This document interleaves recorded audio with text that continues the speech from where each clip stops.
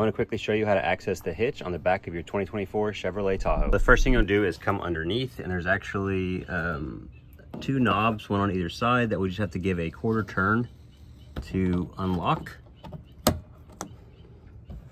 And the same thing on this side.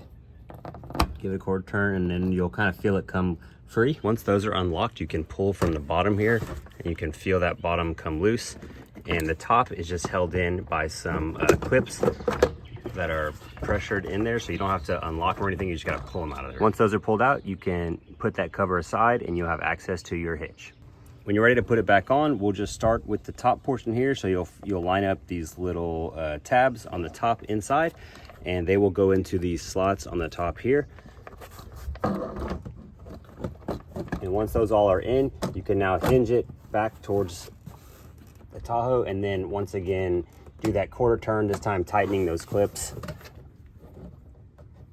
so that everything is now back in place and ready to go. If you have any questions, put them in the comments below. If that helped you out, please consider giving the video a like or even subscribing to the channel, as it's greatly appreciated.